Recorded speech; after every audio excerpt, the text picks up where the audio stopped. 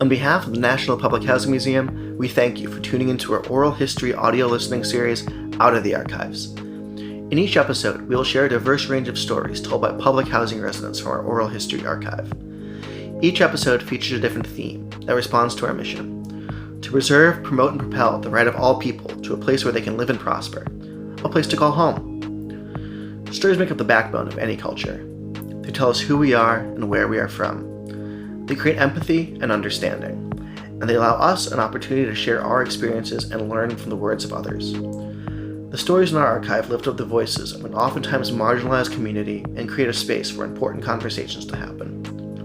In this episode, entitled Taking Care of Us, Stories of Community Care and Public Housing, our summer interns from Roosevelt University made selections from their favorite parts of the museum's oral history collection, which collectively discussed the ways our communities shape us. The intern team, including Skye Darke, Victoria Limon, River Toomer, and James Wilson, worked to continue to develop the museum's oral history archive for future public access and began to coordinate a white paper policy report for the Chicago Housing Authority, which will be created over the 2021 school year. The storytellers in this episode include Dominica Abbot of the Jane Addams Homes, Phron Freeman of ABLA, JonTia Pegues, also of ABLA, and Kimberly Wellington of the Lathrop Homes. The stories span from 1939 to the present day. Dominica Abbot. My grandmother lived with us, and I adored my grandmother. She was very responsible. She helped with everything. She could take care of anything. She never got angry. I don't remember my grandmother ever disciplining me or even talking about discipline or anything like that. We did things together. We would go and have, every Saturday, we would go to the dime store and have hot dogs and sit at the counter and have a hot dog and a Coke, and we both would do that. She worked her whole life. She worked, I think, since she was a girl, since she was about 14. And she was the oldest in her family, in a large family. So she was used to taking care of everybody. And so she took care of us. And she took care of my mother. In fact, almost made my mother, it's what, she never grew up. My grandmother was a maid. And when she was younger, she was a seamstress. And then she got a job at the Stevens Hotel, and then she went across the street to the Blackstone, and then it became the Conrad Hilton, and yeah. But she did the hotel thing, and she did suites. And one of her people in her suites that she was a regular for was Nate Gross, and he had a column in the newspapers, and he would go to the Empire Room and interview celebrities from out of town. So he was always interviewing people, but my grandmother was able to get Jack Benny, who she loved comedy, she loved Jack Benny. So she got a Jack Benny autograph, and she got other autographs through Nate Gross. And he would write about her from time to time in his column. He would say, Jenny said this or Jenny said that. And when we graduated, I graduated grade school, and my sister graduated high school. And my grandmother had saved up money, and she was going to take the two of us to Florida, to Miami Beach, for our graduation present.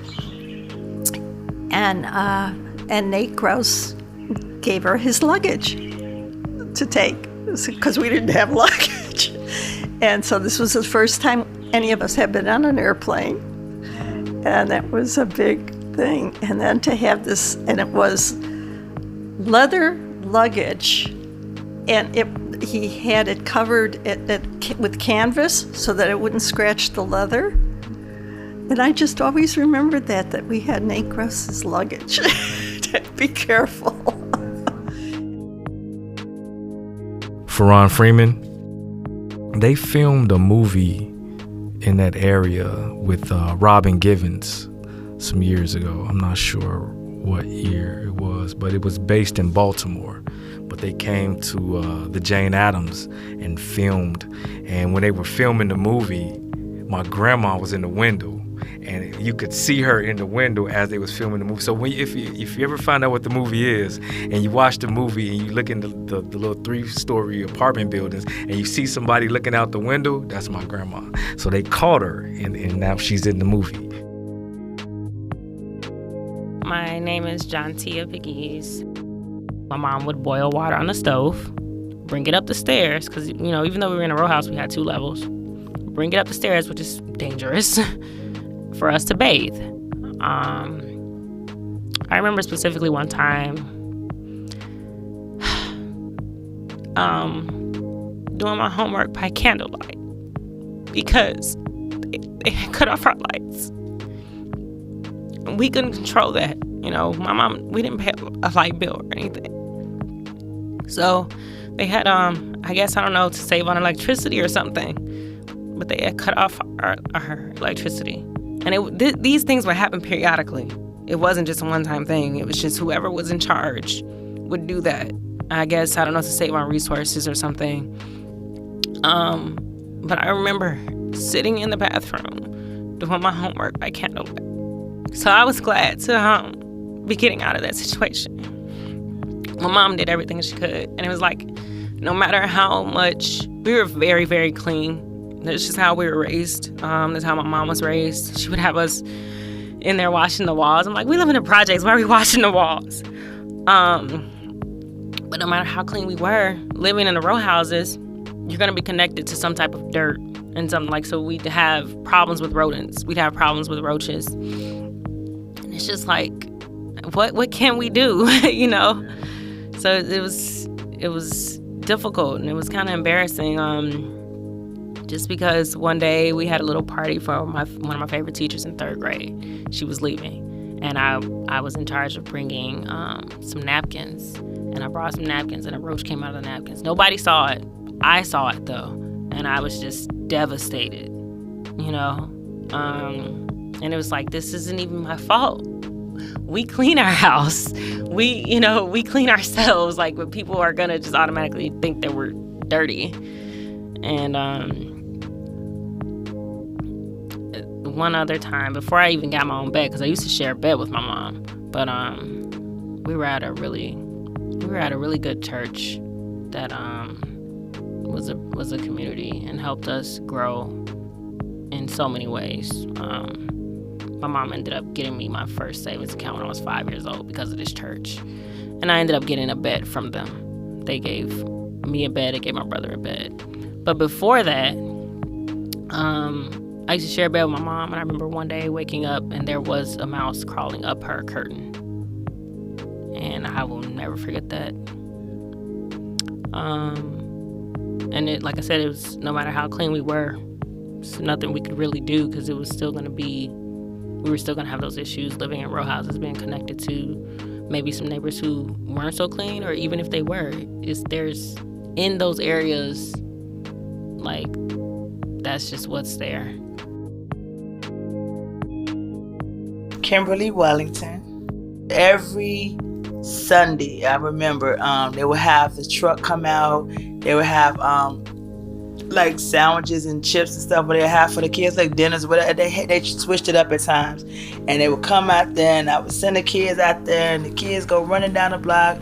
We getting this free food, and it was nice for the kids, but then they also looked out for the community, because I don't think they were from over there, but they came out to the community to, just to feed the residents, even if whether we had food or not. They just came out every Sunday. The community got used to it, and we all came out, and they supported the community. Community came out and for their cause, or why they was doing it, and everybody was just grateful for it.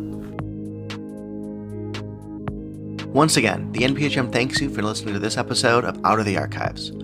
This series is supported by the Institute of Museum and Library Services, the Illinois Arts Council Agency, Illinois Humanities, the Kresge Foundation, and the Department of Cultural Affairs and Special Events.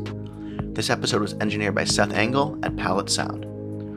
We'd like to give one last huge thanks to our storytellers, Dominica Abbot of the Jane Addams Homes, Phron Freeman of ABLA, JonTia Pegues, also of ABLA, and Kimberly Wellington of the Lathrop Homes, as well as the members of the museum's Oral History Corps and other oral historians who helped to gather these stories, including Francesco de Salvatore and Ashley Jefferson. Thanks again for listening, and we look forward to sharing more stories with you next month.